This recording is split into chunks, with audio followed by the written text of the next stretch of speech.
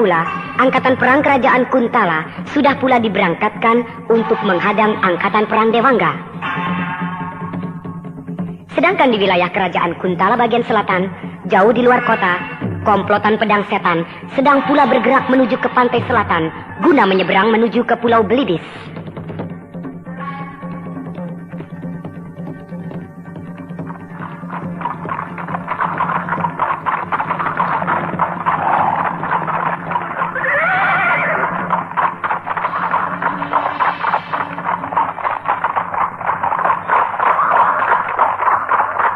Sudah 5 hari kita menempuh perjalanan, tapi tidak pernah menjumpai perkampungan, apalagi desa.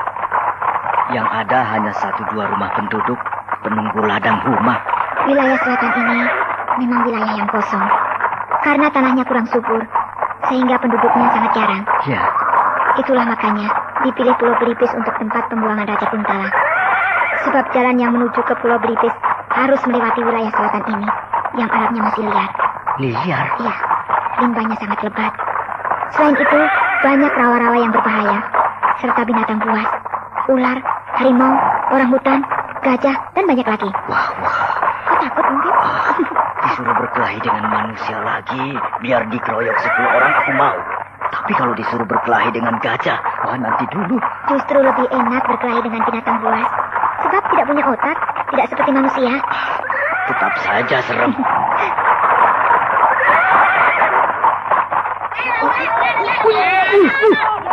Ular raksasa, lihat pedang setan.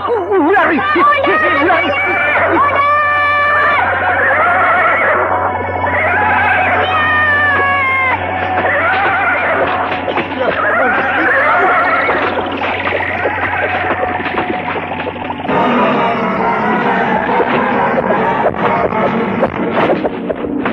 Gila, Mantili mengamuk. Ular besar itu dikempur pakai pedang.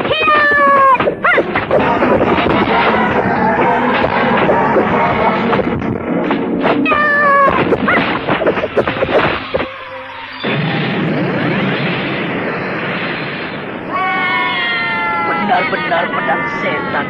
Ular sebesar itu tubuhnya compang-camping digempur oleh Mantili. Ular itu sudah mati. Nah, cepat periksa, hitung. Ada yang hilang tidak?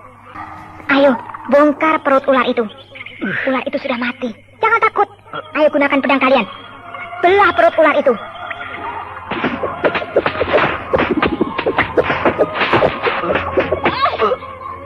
Dewata yang agung. Si Kardun ada di dalam perut ular itu. Iya, si Kardun dimakan oleh ular itu.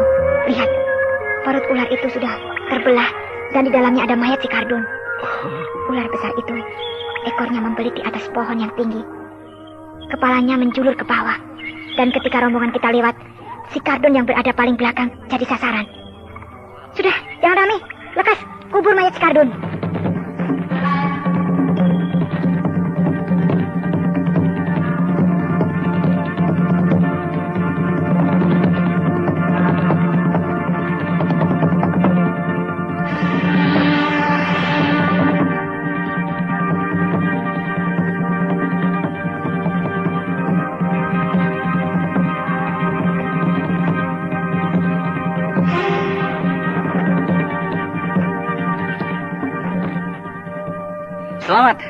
Selamat Kanjeng Tumenggung Gardika. Selamat atas diangkatnya Kanjeng menjadi panglima perang. Iya, aku diangkat menjadi panglima perang karena dekat dengan Baginda Raksa, raja kita. Alah, orang lain kan tidak ada yang tahu. Pokoknya Kanjeng sekarang panglima perang angkatan perang kerajaan Kuntala. Sebenarnya aku lebih suka panglima Arya Rongkah tetap jadi panglima perang. Dan aku tetap wakilnya. Tapi beliau sudah tua dan sudah lama berniat mengundurkan diri.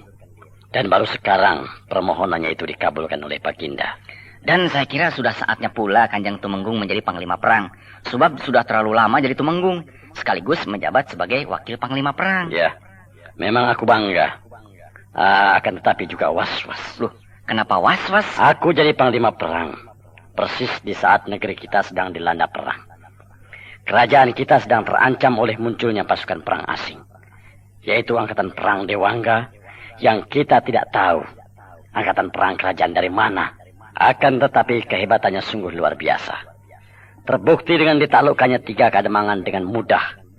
Kademangan Lungse, kademangan Lintang, dan kademangan Tangkur sudah jatuh ke tangan mereka. Dan sekarang Kadipaten Lampar sedang berada di ujung tanduk. Mereka menang karena belum menghadapi angkatan perang yang sesungguhnya. Benar, Kanjeng. Kendala. Kerajaan kita adalah kerajaan besar. Angkatan perang kita adalah angkatan perang yang terkenal dan ditakuti oleh kerajaan-kerajaan di jagat raya ini. Tak ada yang lebih besar bagi kita. Karena kerajaan Kuntala adalah paling besar. Angkatan perang Dewangga boleh bangga dengan kekuatan yang dimilikinya. Tapi angkatan perang kerajaan Kuntala tidak akan mundur setapak pun. Tidak akan bergeming sejung rambut. Ya, kita sambut angkatan perang Dewangga itu. Biar mereka tahu siapa dan bagaimana angkatan perang kerajaan Kuntala. Dan kau, Kendala, kau sekarang sudah bukan seorang senopati lagi. Hah? Aku sudah mengusulkan kepada Baginda Raksa agar kau menjadi wakilku. Wakil Panglima Perang. Wakil Panglima Perang? Iya. Dan Baginda Raksa sudah menyatakan persetujuannya. Terima kasih, Kanjeng. Dan besok, upacara pelantikan akan dilakukan di Pendopo Agung. Sri Baginda Raksa sendiri yang akan melantik kita. Dan mulai besok, aku tidak akan menyebutmu Senopati Kendala. Akan tetapi Wakil Panglima Kendala. Dan saya tidak akan lagi menyebut Kanjeng dengan sebutan Kanjeng Tumenggung Gardika, melainkan Panglima Perang Arya Gardika.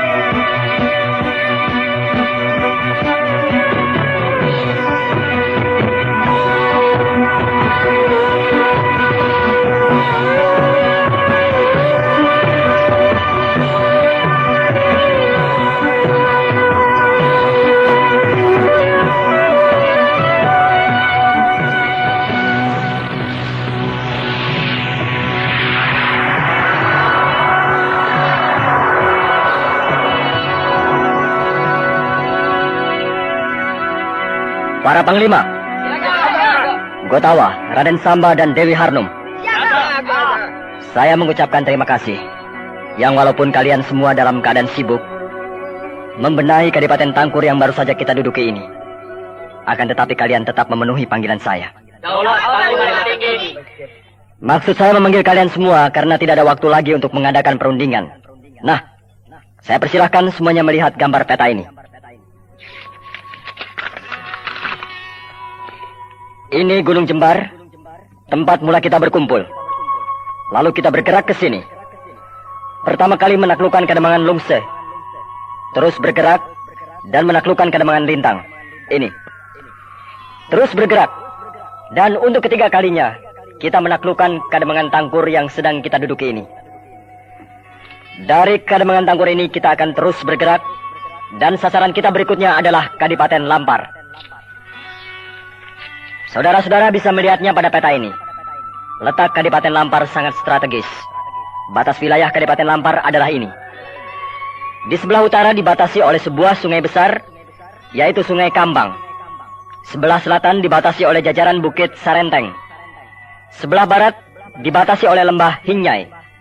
Dan di sebelah timur dibatasi oleh Tegalan Sidaru-daru. Wah, luas sekali wilayah Kadipaten Lampar itu. Ya, sebab merupakan kadipaten terbesar kedua setelah Kadipaten Singkang. Pasti Kadipaten Singkang itu memiliki pasukan perang yang cukup besar. Tentu, Harnum. Apalagi sekarang di mana mereka sedang diancam oleh kita. Pasti mereka sedang memperkuat diri. Bahkan mungkin telah minta bantuan tambahan pasukan perang dari pusat. Setidaknya dari Kadipaten Singkang dan kademangan-kademangan yang lain. Pasukan perang yang melarikan diri juga pasti bergabung dengan mereka. Itu pasti. Dan pasukan yang melarikan diri dan tidak kita kejar itu jumlahnya cukup banyak. Sebab terdiri dari pasukan perang 3 kademangan. Yaitu sebagian pasukan perang Kademangan Lintang, sebagian pasukan perang Kademangan Tangkur, dan bahkan pasukan perang yang utuh dari Kademangan Lungse. Tuanku Brahma, apakah kita akan melakukan pengepungan? Tidak. Kita akan masuk hanya dari satu jalur. Yaitu ini. Melalui gerbang utara. Pada peta ini, nampak jelas bahwa di sekeliling luar batas wilayah Kadipaten Lampar ini merupakan alam yang liar.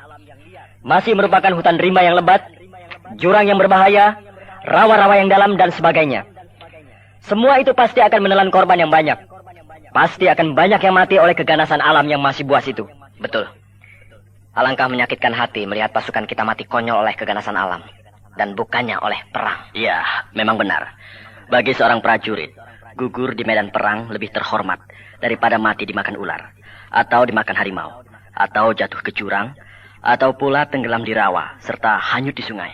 Nah, untuk itu kita hanya akan menyerbu dari satu arah, yaitu gerbang tapal batas utara.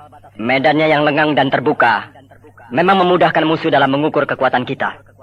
Akan tetapi, suatu keuntungan pula bagi kita, sebab kita bisa memaksa musuh untuk memperlihatkan kekuatan yang sebenarnya. Benar. Itu benar.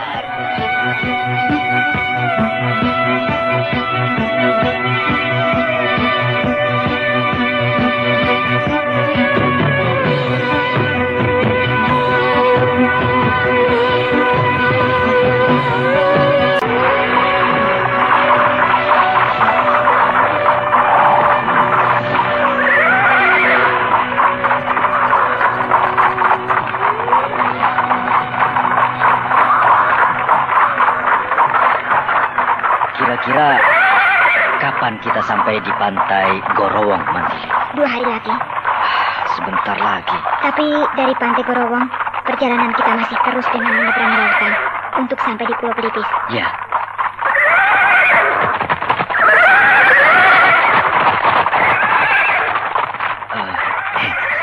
Ada apa? Kenapa kuda-kuda jadi ribut?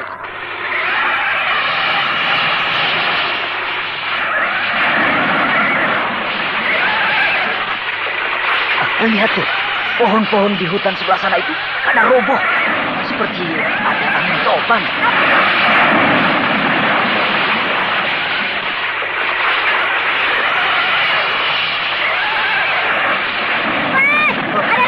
Rombongan gajah! Oh, rombongan gajah! Lari!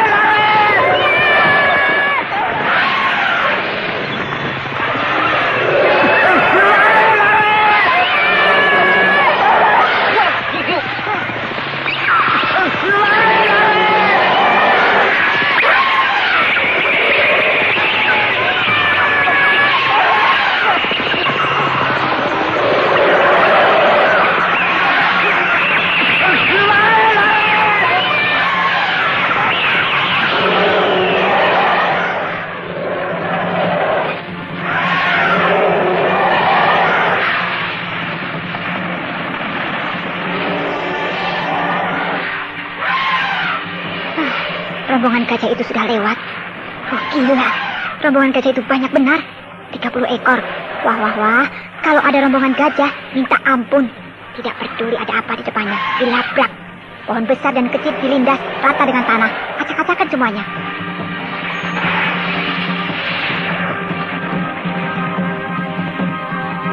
Hah? Mana si Bongkeng? Bongkeng! Bongkeng! Bongkeng! Oh, di sini. Nah, itu dia. Bongkeng, kok tidak apa-apa? Kakiku. Kau diam, jangan bergerak. Iya. Kau tertindih pohon yang tumbang dan kakimu tergencet.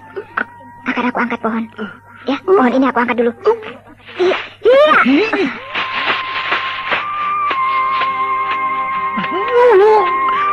Jangan menangis. Kakimu tidak apa-apa. Hanya keselio dan lecet-lecet. Aduh. Tapi syukurlah, kau tidak mati diinjak-injak gajah. Nah, kau diam di sini ya. Aku akan mencari yang lain. Iya.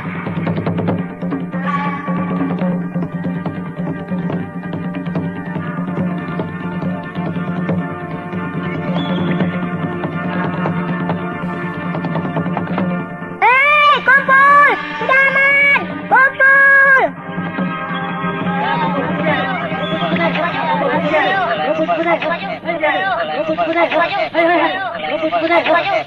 Kurang 5. Rombongan kita seharusnya ada 19 orang. Ini cuma ada 14 orang. Mana yang 5 orang lagi? Ayo cari! Cari sampai ketemu! Malam ini kita berkemah di sini.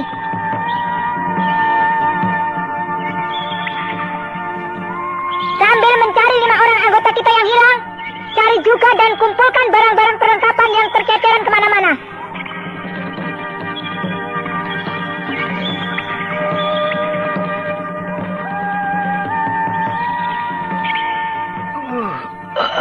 Udah, jangan cengeng.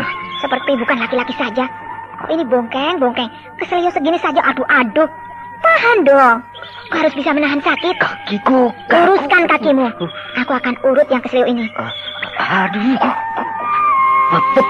Pelan-pelan. Gajah jahanam berdebah. Anak buahku 5 orang mati. Iya. Gajah-gajah itu binatang. Mana tahu dia kalau kelakuannya bisa membunuh manusia. Mereka cuma tahu maju. Terus maju. Tidak peduli ada apa di depannya. Mau ada pohon, mau ada tebing, mau ada jurang, mau ada manusia.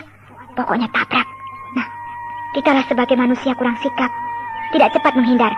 Sehingga 5 orang anggota rombongan kita mati terinjak-injak. Ayo, semuanya bekerja. Gali tanah, kubur mayat 5 orang teman kita ini.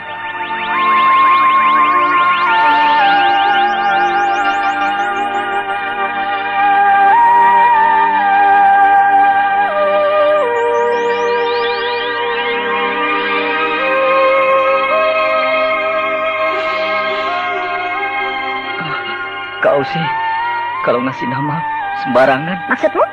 Rombongan kita ini kau namakan komplotan amburadul. Cocok bukan? Anggotanya kan macam-macam. Ada bekas copet, bekas pencoleng, bekas garong, dan macam lainnya. Iya, tapi sekarang benar-benar amburadul. Berantakan, porak-poranda. Diacak-acak oleh rombongan Gajah Edan. Sampai ancur-ancuran begini. 5 orang mati. Barang-barang perlengkapan kita acak-acakan. Dan kuda-kuda kita hilang semuanya. Kabur melarikan diri. Sudahlah, jangan ngedumel. Kita meneruskan perjalanan dengan jalan kaki saja. Tidak apa-apa, sebab pantai Kerowong sudah dekat. Besok siang kita sudah sampai di pantai itu.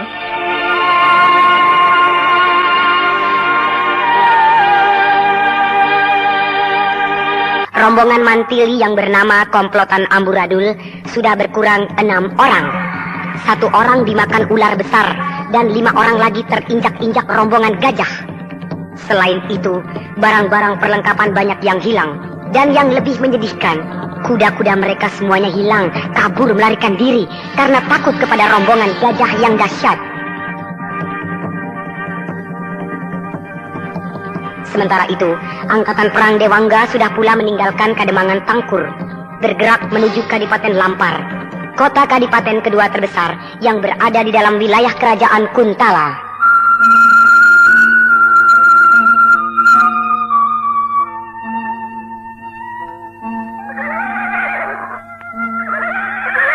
Saudara-saudara, para panglima dan para bangsawan, kita sudah sampai di desa Bantaran. Berarti besok siang kita sudah akan sampai di gerbang Tapa Batas Kadipaten Lampar. Kerajaan Kuntala mempunyai 10 kadipaten. Yang terbesar adalah Kadipaten Panglayang, setelah itu Kadipaten Lampar.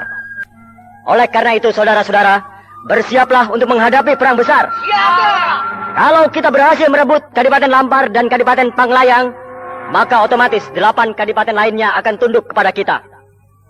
Jadi baik bagi Kerajaan Kuntala maupun bagi kita, Kadipaten Lampar sangat penting artinya. Seperti yang saya katakan kemarin, bahwa kita tidak akan melakukan pengepungan, akan tetapi menyerang hanya lewat satu jalan, yaitu melalui gerbang utara. Pasukan Dewangga 1, Dewangga 2, dan Dewangga 3 sudah mendapat giliran di dalam pertempuran-pertempuran yang lalu. Jadi untuk menyerang Kadipaten Lampar diberikan kepada yang belum mendapat giliran, yaitu pasukan Dewangga 4, Dewangga 5, dan Dewangga 6. Tentu saja tidak serentak bersama-sama menyerbu, melainkan satu persatu secara bergelombang. Pertama pasukan Dewangga 4, kemudian disusul oleh pasukan Dewangga 5, selanjutnya pasukan Dewangga 6. Seperti biasa, tanda untuk bergerak maju ialah panah api. Jadi begitu melihat panah api meluncur ke angkasa, maka gelombang pasukan berikutnya langsung menyerbu. Mudah-mudahan hanya dengan 3 kekuatan, yaitu pasukan Dewangga 4, 5, dan 6, Kadipaten Lampar bisa dilumpuhkan, sehingga kita punya cadangan pasukan yang segar bugar. Nah, saudara-saudara, selamat berjuang!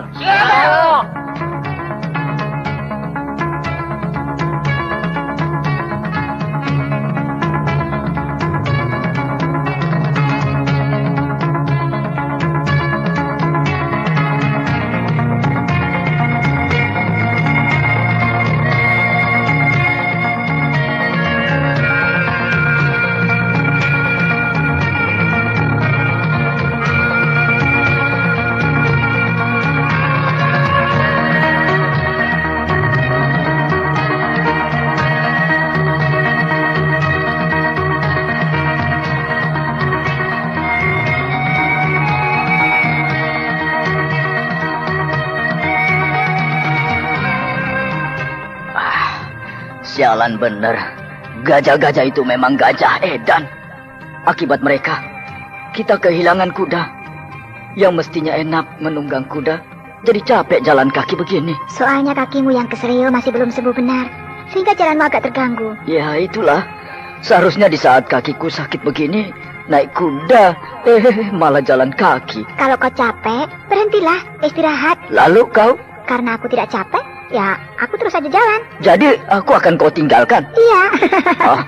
Kau jangan gila, Mantili. Jauh-jauh aku mengikuti kau, di tengah jalan ditinggalkan. Makanya, jangan ngomel. Ayo, jalan terus.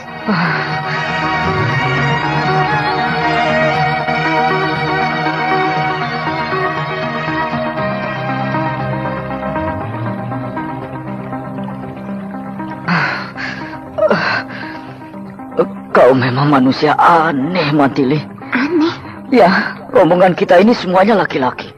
Perempuannya cuma satu. Hanya kau seorang. Tapi semuanya, tuh, lihat. Anak buah kita yang berjalan di belakang kita. Jalannya sudah terseok-seok kecapean. Tapi kau yang perempuan justru tidak apa-apa. Kau tidak tampak capek sama sekali. Disinilah gunanya ilmu kedikjayaan. Ilmu kedikjayaan itu bukan hanya untuk berkelahi saja, tahu? Akan tetapi untuk menolong diri kita sendiri di saat menderita seperti ini. Iya, kau benar. Sudah aku bilang supaya kau mau belajar ilmu kedikjayaan, tapi kau ogah-ogahan. Disuruh puasa, baru 1 hari sudah lemas. Mana bisa jadi orang dikjaya kalau tidak tahan puasa? Aku duga. Kita sudah berada di tebing. Hei, hati-hati! Di sini kalian ada jurang. Jangan perlahan-lahan saja.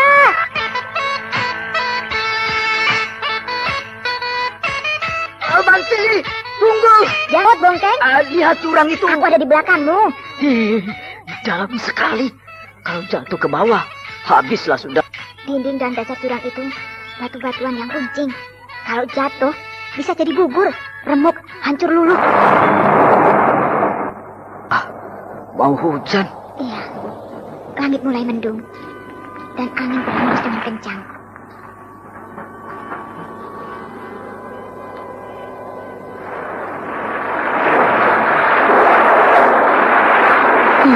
Hujan sialan. Persis kita sedang berada di pinggir jurang. Turun hujan. Wah, jalanan di pinggir jurang ini jadi licin kena air hujan.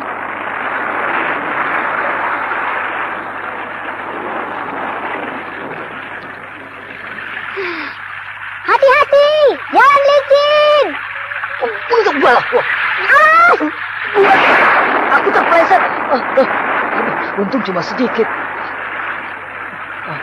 Mantili, pegang tanganku. Iya. Aku tidak mau mati jatuh ke dalam jurang.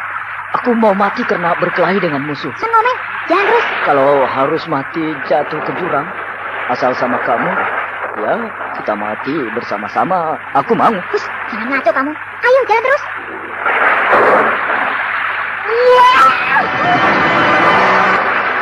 Si Gomang jatuh ke dalam jurang. Tangannya ditarik oleh si Boim. Si Boim jatuh juga. Maju terus perlahan-lahan. Maju.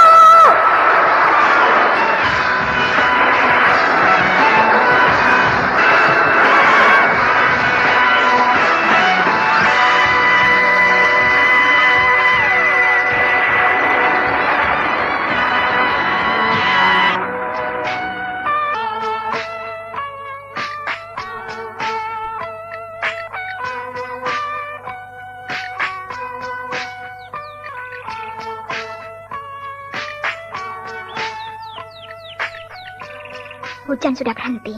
Ya. Udara cerah sekali. Dan burung-burung berkicau. Ya. Dan si Gobang juga si Boim sudah terkubur di dasar jurang. Iya. Pertama si Kupang yang terpeleset. Si Boim mencoba menolong dengan meraih tangan si Kupang. Akhirnya dua-duanya jatuh ke dalam jurang. Dari 20 orang, tinggal 12 orang. 8 orang sudah berangkat ke alam baka. 1 dimakan ular. 5 ditubruk gajah. 2 jatuh ke jurang. Belum ketemu musuh. Sudah 8 orang yang mati. Jangan sedih, Bongkeng. Kau dengar suara itu? Hah? Suara apa? Dengarkan baik-baik. Ombak. Iya, suara ombak. Oh, berarti kita sudah dekat pantai. Iya, Pantai Gerowong hanya tinggal beberapa langkah lagi. Ayo, kita lari menuju pantai.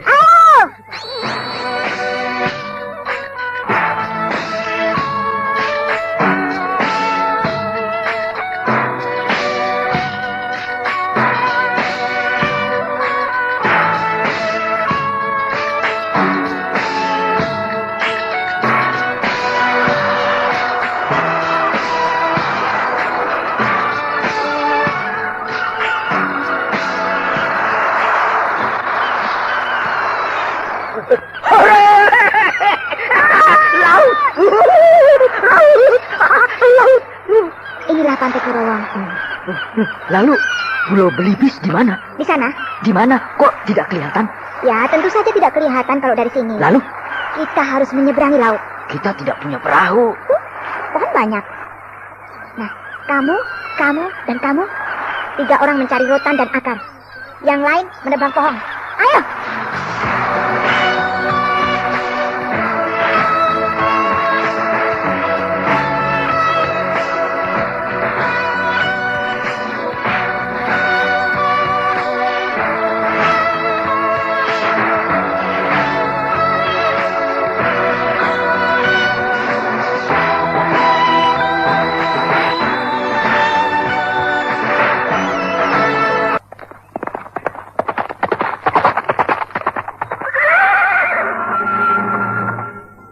Daulat Panglima tertinggi Tuanku Brahma. Bagaimana kau tahu? Siaga Tuanku.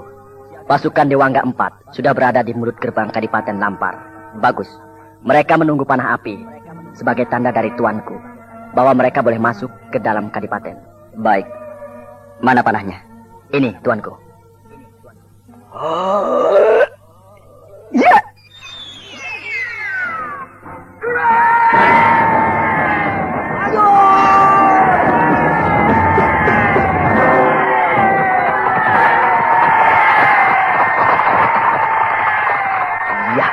Panglima pasukan Dewangga 4 sudah melihat panah api yang dilepaskan Tuanku. Dan sekarang dia sudah menggerakkan pasukannya masuk ke Kadipaten Lampar.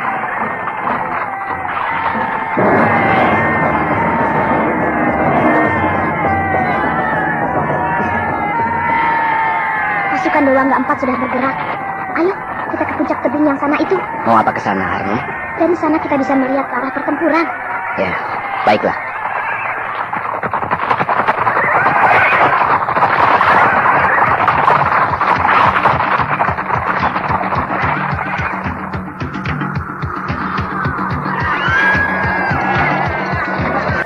Lihat, Samba, banyak banget. Bukan main. Pasukan perang Kadipaten Lampar itu besar sekali. 3 kali lipat pasukan Dewangga 4. Pasukan Dewangga 4 terdesak. Iya, musuh terlalu banyak. Ayo, kita beritahu pasukan Dewangga 5 supaya mereka maju membantu Dewangga 4. Jangan, Harnum. Kita tidak diperbolehkan menggerakkan pasukan. Sebab perintah penggerakan pasukan ada di tangan Tuanku Brahma sendiri. Beliau akan menggerakkan pasukan dengan panah apinya. Iya, Lihat, Harnum, panah api meluncur di angkasa. itulah panah api Tuanku Brahma. Iya, lihat nanti. Sebentar lagi pasukan Dewangga 5 pasti muncul.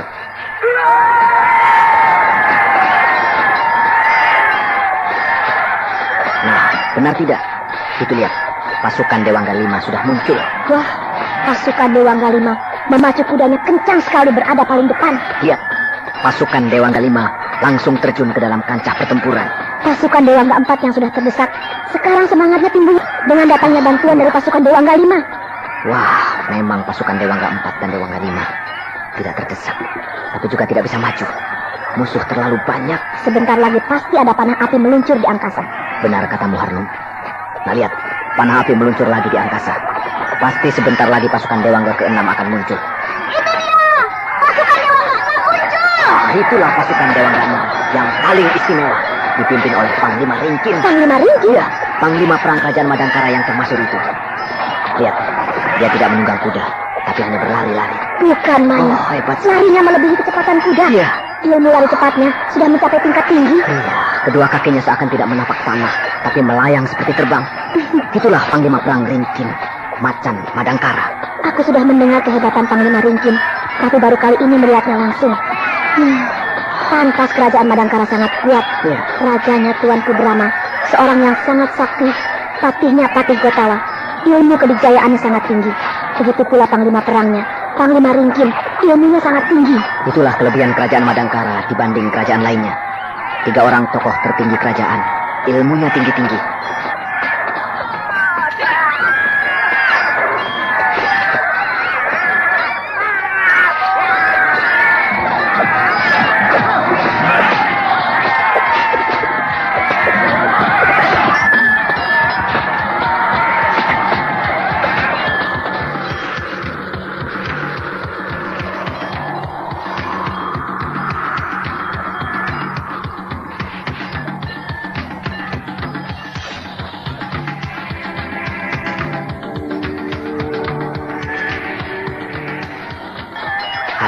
Lihat, pasukan Dewangga 6 tidak ribut, tidak rusuh, tapi dengan mantap menusuk langsung ke dalam inti kekuatan musuh. Wah, dalam waktu sebentar saja, nampak jelas pasukan perang Kadipaten Lampar yang besar itu mulai mundur dan mulai pula nampak kacau. Kacau. Setelah datangnya pasukan Dewangga 6 yang dipimpin Panglima Ringkin itu.